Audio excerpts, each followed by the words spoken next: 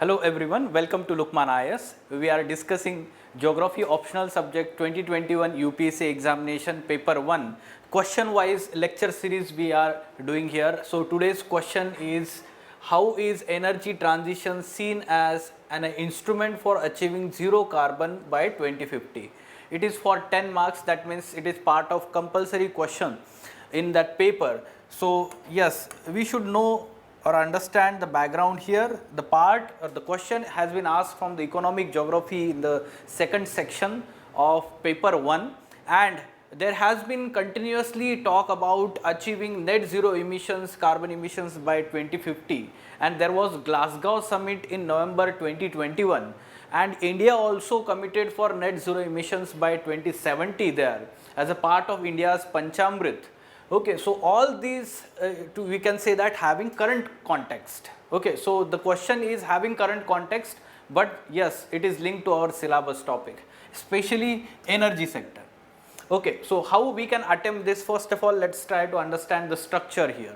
So we can introduce here in this question talking about the how energy at present energy sector is contributing to the carbon emissions, especially the CO2 emissions or simply greenhouse gas emissions, which is resulting into global warming and climate change events.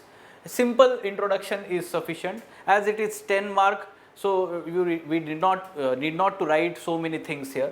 In the body part, directly you need to address the demand of the question here, that how energy transition is seen as instrument for achieving this.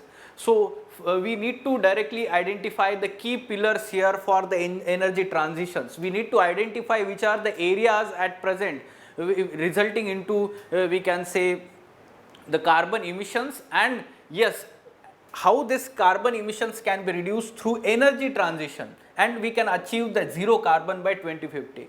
So in this context, let me tell you, there was one report released by International Energy Agency, which specifically talks about energy systems to achieve net zero emissions by 2050.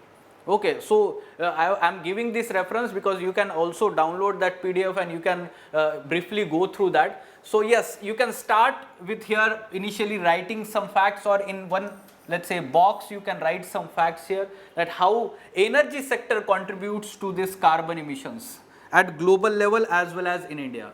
So at global level, you should know that electricity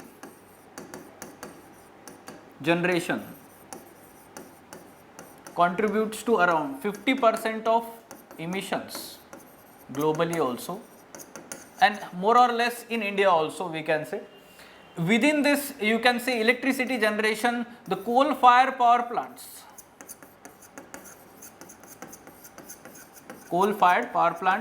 contributes to about 40% of the carbon emissions at global level. Okay, so the second you can talk about is remaining let's say contribution is largely by industry sector, and then you can say that transport sector. Okay, so in this manner, the sequence you should know the amount of carbon emissions from which particular say. Now our interest is this one largely, then we can talk about industry also, because some of the energy requirements are in the industry also and transport also. So how we are looking at this situation, we want to reduce this and we want to achieve this target here through energy transition. Energy transition, in a sense, we want to shift towards renewable energy sources. We want to use cleaner sources of energy. At the same time, we want to achieve the energy efficiency also in the existing use of those energy fuels. So what are the key pillars of energy transition that we are projecting to achieve, or we seek to achieve, we can say, by 2050? So these are the important pillars. Simply you can draw like this, and the important, we can say, pillars you can discuss in your answers, because only 150 words are there. Okay, so yes, so the important pillar, renewable energy. So all of us know that, let's say, throughout the world we are focusing on shifting from the polluting sources of fuel or energy like coal, oil, natural gas largely, towards the renewable sources of energy like solar energy. We can say largely focus is on solar energy, wind energy, hydropower, and then we can say even bioenergy is also part of, we can say.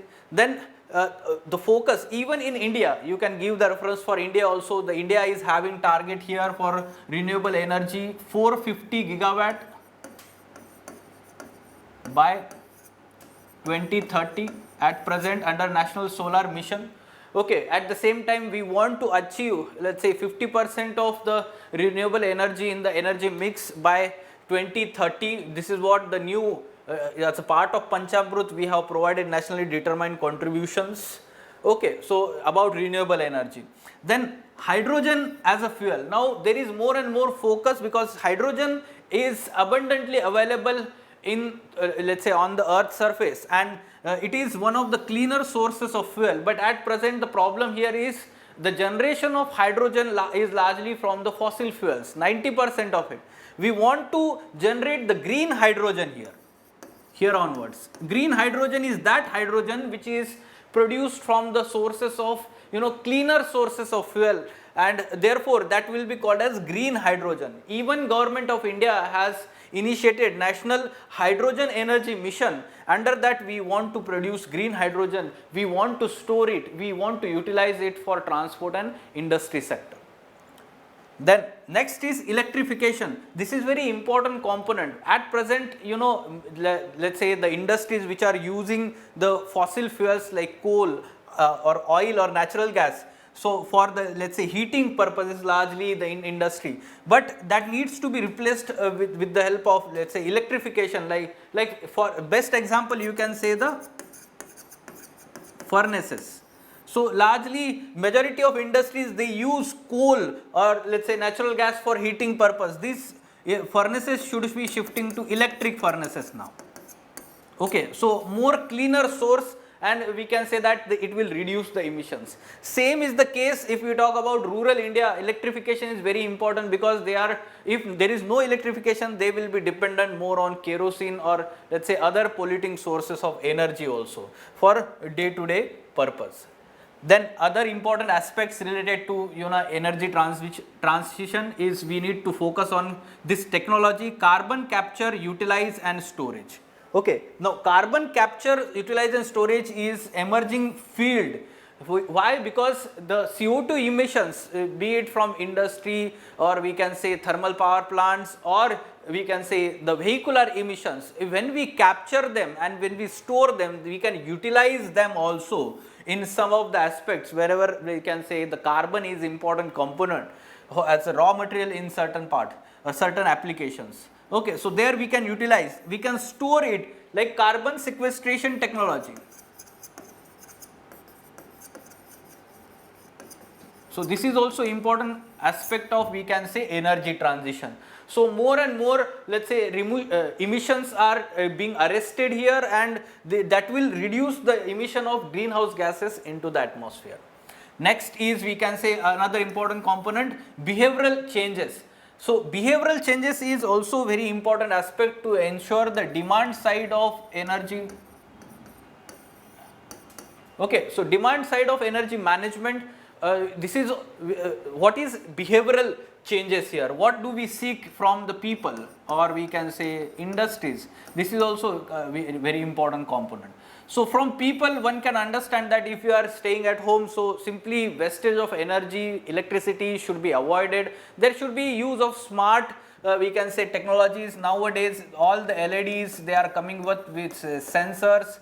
Okay, so the use of sensors is very important nowadays, so as to bring, let's say, reduce the demand of the energy.